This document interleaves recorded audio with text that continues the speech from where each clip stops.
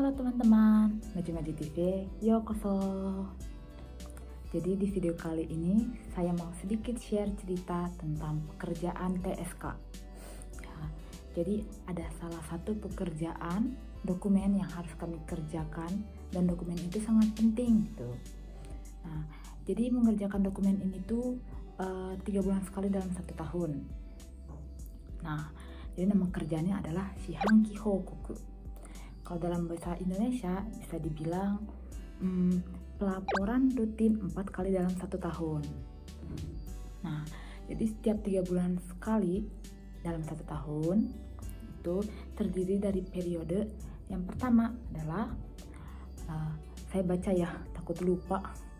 Oke, jadi yang pertama adalah Januari, Februari, Maret. Terus periode kedua adalah April, Mei, Juni.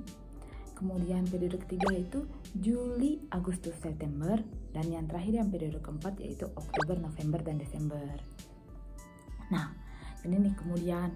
Jadi setiap akhir bulan dari setiap periode itu kami harus pergi interview ke tempatnya Shacho-san dan anak-anak TG-nya. Nah, jadi tuh saat interview itu tuh kami menanyakan kondisi kerjaan selama 3 bulan. Ya, jadi ngecekin juga apakah ada masalah atau ada hal-hal yang tidak sesuai dengan kontraknya ya. Jadi kemudian kalau setelah interview ini kami setelah ngobrol dan interview itu kami harus membuat sebuah dokumen pelaporan untuk Shihanki ini kan. Nah, jadi untuk membuat dokumen ini untuk pelaporannya itu nanti kami kirim ke imigrasi tuh si pelaporannya ini tuh dokumennya. Nah, apa aja sih dokumen-dokumennya tuh ya? Nah, jadi dokumennya itu ada 6 ya, ada 6. Jadi yang pertama itu dokumen kondisi perusahaan setiap periode. Yang kedua itu data gaji pendapatan anak-anaknya plus pembayaran pajak-pajak anak-anaknya gitu ya. Kemudian yang ketiga itu data TSK, data kami. Jadi nanti perusahaan, misalkan nih ada perusahaan A dan si anak TG ini tuh dihubungkan oleh TSK mana dan siapa gitu, biar tahu ya. Kemudian yang keempat itu data anak-anaknya. Terus yang kelima itu hasil interview dengan anak-anaknya. Lalu yang keenam yang terakhir adalah kondisi anak-anak selama periode. Nah, jadi kita laporan si anak-anak itu mendapatkan perlakuan yang pas sejalan dengan hukum atau tidak. Terus begitupun apakah si anak itu ya tidak melakukan hal yang di luar hukum atau tidak ya. Nah, jadi itu sebenarnya ngerjain Shihanki Hokoku ini itu harus benar-benar dicek, terutama data perusahaannya ya. Nah, jadi kalau waktu ngisi-ngisi data Shihanki itu kita harus hati-hati banget, harus double check pokoknya. Nah, sebenarnya sih ya gak susah banget. Jadi kalau semisal selama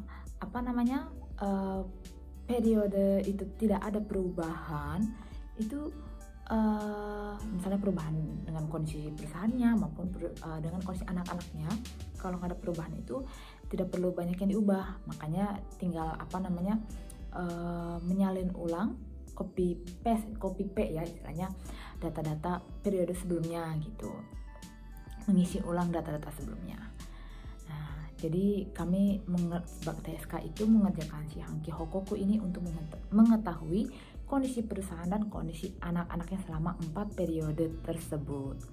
Dan hasil interview dan dokumen-dokumennya akan diserahkan ke imigrasi ya untuk dilaporkan.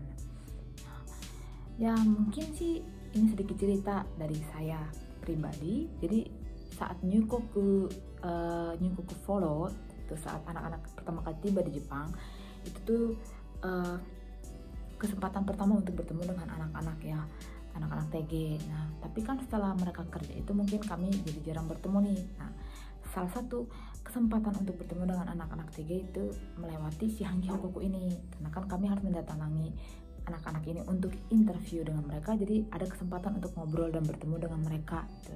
Jadi menurut saya sih saat mengerjakan Shihanki Hokoku itu tuh menyenangkan gitu, bisa ngobrol, bisa bertemu dengan mereka gitu ya. dan terkadang juga Hisashiburi bisa bertemu dengan shacho-nya gitu. Jadi kami istilahnya jadi yang bisa bertemu lagi seperti saat Nyukoku Foro ya, Nyukoku gitu ya.